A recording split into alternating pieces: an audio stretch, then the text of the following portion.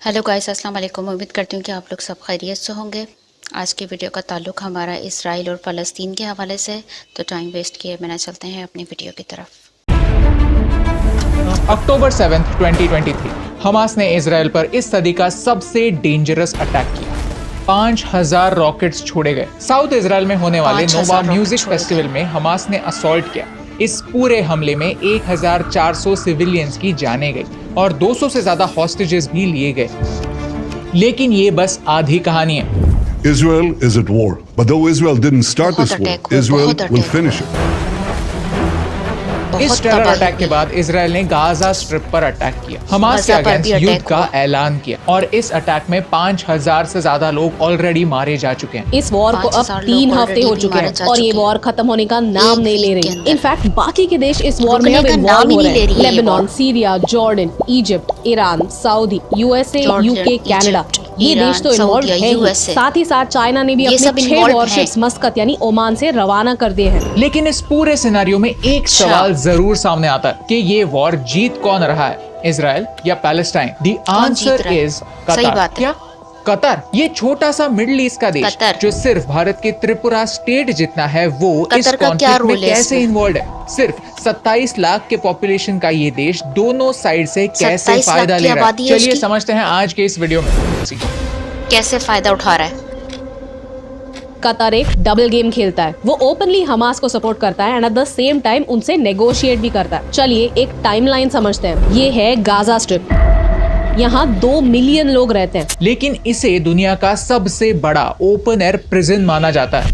क्यों? क्योंकि इसके एक तरफ है इसराइल और दूसरी तरफ है इजिप्ट और बाकी का हिस्सा मेडिटेरेनियन सी से कवर्ड, यानी गाजा से निकलने के 2 ही रास्ते हैं, इसराइल से या फिर इजिप्ट से। 2007 से गाजा स्ट्रिप को हमास नाम का एक टेरर ऑर्गेनाइजेशन कंट्रोल करता है। अमेरिका, ईयू जैसे देशों ने हमास को ऑलरेडी एक टेरर आउटफिट घोषित किया है क्योंकि वो कोई मिडिल ग्राउंड नहीं चाहता। There is no solution for the Palestinian problem except by jihad।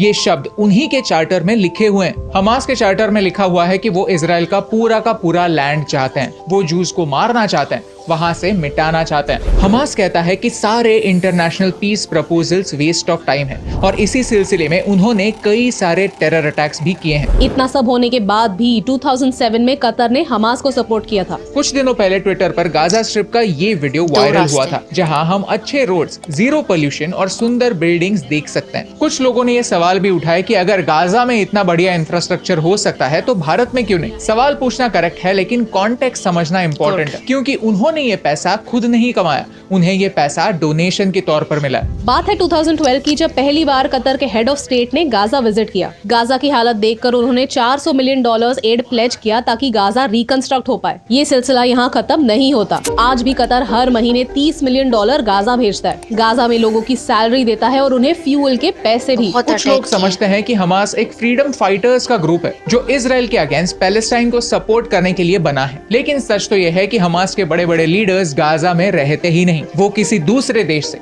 Remote control से डिसीजंस लेते हैं और गाजा में पीछे उनके ब्रेन वॉश जवान छोड़ देते हैं। चलिए डेटा देखते हैं। हमास के लीडर्स 2012 तक सीरिया में रहते थे, लेकिन 2012 में सीरिया में सिविल वॉर शुरू हुई और उस समय हमास ने सीरिया के गवर्नमेंट को सपोर्ट नहीं किया, उन्होंने एक्सट्रीमिस्ट को सपोर्ट किया। एक रिपोर्ट ऐसा कहता है कि इस्माइल हनीये, जो हमास के पॉलिटिकल ब्यूरो के हेड है, वो 2019 में गाजा से एक टेम्पररी फॉरेन टूर के लिए निकल गए और कभी वापस ही नहीं आए। 2020 से आज तक वो दोहा में ही रहते हैं और वहीं से ऑपरेट भी करते हैं। कुछ रिपोर्ट्स तो ये भी कहते हैं कि हमास के लीडर सिर्फ कतर में रहते नहीं है, वो वहाँ पर इवेंट्स भी होस्ट करते हैं। यानी कतर हमास को ऑपरेशंस में मदद करता है, उन्हें अपने लैंड में पनाह देता है और मॉनेटरी सपोर्ट भी देता है, और हमास के लीडर्स पैलेस्टाइन के नाम पर दूसरे देश में जाकर रहते हैं। पैलेस्टीनियन लोग अपने फ्रीडम और आइडेंटिटी के लिए लड़ते हैं, लेकिन क्या उनके लीडर्स उनके बीच में रहकर लड़ते हैं? बिल्कुल नहीं। ऐसे हमास को फ्रीडम फाइटर कहने वाले लोग किस दुनिया में रहते हैं, मुझे पता नहीं। चैप्टर 2, कतर का इंटरेस्ट। गवर्नमेंट को सपोर्ट नहीं हुई। हमास का ऑब्जेक्टिव क्लियर है,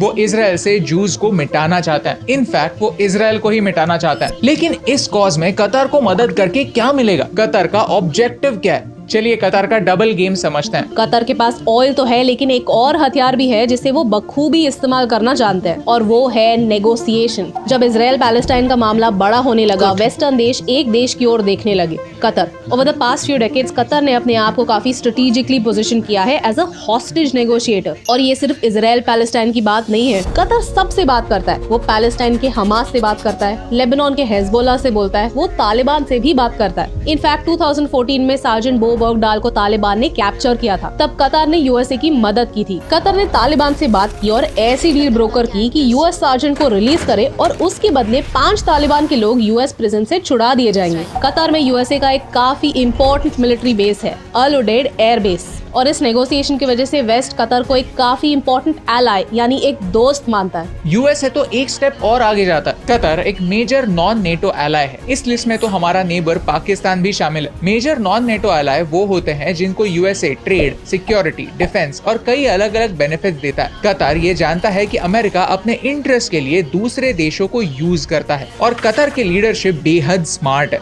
वो अपने इंटरेस्ट संभालना जानते हैं। कतर अपनी तरफ से बैलेंस करता है। एक तरफ अमेरिका का वॉर ऑन टेरर सपोर्ट करता है और दूसरी तरफ खुद ही टेरर को फंड भी करता है। बीबीसी ने 2017 में ही इसकी वार्निंग दी थी, जहां उन्होंने कहा था कि कतर अनेक टेरर आउटफिट से क्लोज रिलेशंस रखता है, फिर वो अफगानिस्तान में तालिबान हो या यमन में हूती या सीरिया में अल कायदा से जुड़े लोग। कतर सीक्रेटली टेरर आउटफिट्स को फंड करता है, और ये हम नहीं, कतर के आस पड़ोस के देश जैसे सऊदी अरेबिया और यूएई कहते हैं। कॉमन सेंस यही कहता है कि कतर का टेरर से इतना बड़ा नाता है और ये दुनिया को पता है, तो इस पर कोई एक्शन क्यों नहीं ली जाती। और यहीं पर कतर का असली गेम सामने आता है। जब भी कोई टेरर आउटफिट किसी वेस्टर्न देश या दूसरे अरब देशों के लोगों को किडनैप करता है, तब उनसे नेगोशिएट करने में कतर काम आता है। 2017 के अप्रैल महीने में सीरिया में कुछ ईरानियन ऑफिशियल्स को बंदी बना दिया था। कतर बीच में आया और $1 बिलियन की फिरौती देकर उन्होंने ऑफिशियल्स को छुड़ा दिया। ये सिलसिला एक बार नहीं, बार बार रिपीट होता है। कतर अलग अलग टेरर आउटफिट से अच्छे रिलेशंस रखता है, उनसे बातचीत करता है, और इसीलिए 2017 में कतर के रिलेशंस बाकी के गल्फ कोऑपरेशन काउंसिल मेंबर से खराब हो गए थे। बाकी के देश कतर को मिडिल ईस्ट में इंस्टेबिलिटी फैलाने के लिए दोषी मानते हैं। लेकिन 2021 में सऊदी अरेबिया, यूएई जैसे देशों ने कतर से फिर से दोस्ती कर ली थी। 2021 में जब गल्फ देशों में दोस्ती हुई, तब कतर के फॉरेन मिनिस्टर ने एक बहुत इंपॉर्टेंट लाइन कही। एक मीडिएटर का क्या काम होता है? एक मीडिएटर कॉन्फ्लिक्ट में सोल्यूशन निकालता है, चाहे उस मीडिएटर को उस कॉन्फ्लिक्ट से कितना भी फायदा हो रहा हो। 2021 में जब बाइडेन पावर में आए, तब उन्होंने तुरंत अफगानिस्तान से यूएसए के ट्रूप्स को वापस बुलाया। उनके और तालिबान के बीच एक जंग छिड़ गई कि अफगानिस्तान को कौन कंट्रोल करेगा। जैसे जैसे यूएसए के ट्रूप्स इवैक्यूएट हुए, वैसे वैसे तालिबान ने उनके एरियाज को कैप्चर किया, और इसी हेस्टी अफगानिस्तान विड्रॉल में यूएसए के ट्रूप्स को तालिबान ने हॉस्टेज ले लिया। ऐसी सिचुएशन में मदद के लिए कौन आया? You guessed it right, Qatar. और यही है कतर की स्ट्रैटेजी। दोनों साइड से बात करो, टेररिस्ट ऑर्गेनाइजेशन से भी और वेस्टर्न देशों से भी। उनके टेरर ऑर्गेनाइजेशन के साथ क्लोज रिलेशंस की वजह से वेस्टर्न देश कतर के पास आते हैं ताकि उनके प्रॉब्लम सॉल्व हो सके। स्लोली एंड स्टेडीली कतर अपनी ऐसी इमेज बना रहा है कि वो एक प्रॉब्लम सॉल्वर देश है। वो टफ कॉन्वर्सेशंस कर सकता है और मेनली उन हॉस्टेजेस को रेस्क्यू कर सकता है जो वेस्टर्न देश नहीं कर सकते। चैप्टर 3, कतर जीतेगा कैसे। कतर दुनिया का 13th largest oil producing nation है, लेकिन ऑयल के साथ साथ वो एक और कमोडिटी भी बेचता है, LNG यानी लिक्विफाइड नेचुरल गैस। अब ऑयल और गैस डिक्लाइनिंग रिसोर्सेज हैं। सारे अरब देश जानते हैं कि सिर्फ ऑयल और गैस के दम पर वो अपनी इकोनॉमीज को फॉरएवर नहीं चला सकते, इसीलिए वो अलग अलग टेक्निक्स यूज कर रहे हैं डाइवर्सिफाई करने के लिए। यूएई इवेंट्स का हब बनना चाहता है और टूरिज्म को बहुत बढ़ावा देना चाहता है। At the same time Saudi Arabia NEOM जैसे प्रोजेक्ट्स और विजन 2030 के अंडर अपने पूरे देश को रेवोल्यूशनाइज करना चाहता है। हर देश की स्ट्रैटेजी अलग है, लेकिन कतर की स्ट्रैटेजी बहुत अनकन्वेंशनल है। इसी हफ्ते न्यूज आई कि यूरोप और कतर ने एक 27 ईयर की डील साइन की है for supply of LNG। Russia Ukraine war की वजह से यूरोपियन देश रशिया से नेचुरल गैस नहीं खरीद रहे थे, लेकिन रशियन ऑल्टरनेटिव कतर से लेने में कोई इशू नहीं है, और ये एक काफी सिग्निफिकेंट डेवलपमेंट है क्योंकि अब कतर अपने टर्म्स पर अग्रीमेंट्स डिक्टेट कर सकता है। इसीलिए लगता है कि इस कॉन्फ्लिक्ट में कई सारे जाने गई और कई सारे जाने जाएंगी, कई इकोनॉमीज बर्बाद हो जाएंगी, लेकिन कतर अपनी स्मार्ट स्ट्रैटेजीज की वजह से इस सिचुएशन का सबसे बड़ा विनर होगा। ये स्ट्रैटेजिक जीत कतर के लिए एक बड़ी जीत होगी, क्योंकि एक छोटा देश होने के बावजूद कतर एक इम्पोर्टेंट देश होगा। दोनों साइड्स उनकी बात मानेगी, वो सबका दोस्त होगा। लेकिन किसी का सगा नहीं होगा। एक वॉर ऐसे ही एजेंडास को एक्सपोज करती है और हमें सोचने पर मजबूर करती है कि क्या कोई भी सच में किसी की भी परवाह करता भी है। In a war it doesn't matter who is right, what matters is who is left. क्या कोई भी सोचता है कि कौन सही है कौन गलत है, किससे क्या गलतियां हो रही है, या फिर सब बस अपने इंटरेस्ट प्रोटेक्ट करने में लगे हुए हैं? सोचने जैसी बात है कि पैलेस्टाइन को सपोर्ट तो सारे अरब देश करते हैं, लेकिन उनके रेफ्यूजीज को अपने देश के अंदर कोई नहीं लेना चाहता। वो सिर्फ पैलेस्टाइन के बड़े बड़े एक दो लीडर्स को ही अपने देश में चाहते हैं ताकि उन्हें पावर मिले। सच तो यही है कि लोगों की किसी को परवाह नहीं। आज के वीडियो में हमने समझा कि कैसे हमास के लीडर्स पैलेस्टाइन के कॉज का इस्तेमाल करके इजराइल को मिटाना चाहते हैं। खुद तो सेफ रहते हैं लेकिन अपने ही लोगों को मौत के घाट उतारना चाहते हैं। कतर जैसे देश वॉर जैसी सिचुएशन का फायदा लेकर अपनी पोजीशन स्ट्रांग बनाते हैं और अपने फ्यूचर को सिक्योर करते हैं। कैसे दोनों साइड से रिलेशन बनाकर अपने इंटरेस्ट संभालते हैं। ये सारे लेसन्स जियोपॉलिटिक्स हमें सिखाता है, लेकिन सबसे बड़ा लेसन यही है कि नॉन अलाइनमेंट सबसे बड़ी ताकत होती है। जिस वॉर में हमारे लिए पाने के लिए कुछ नहीं है, उस वॉर में बेवजह एंटर करने से सिर्फ कुछ ना कुछ खोया जा सकता है। और यही इम्पोर्टेंट बात आप तक पहुंचाने से मुझे फर्क पड़ता है। वीडियो कैसी लगी कमेंट्स करके ज़रूर बताइएगा। मिलते हैं आपसे नेक्स्ट वीडियो में। अपना बहुत ख्याल रखिएगा। अल्लाह हाफ़िज़।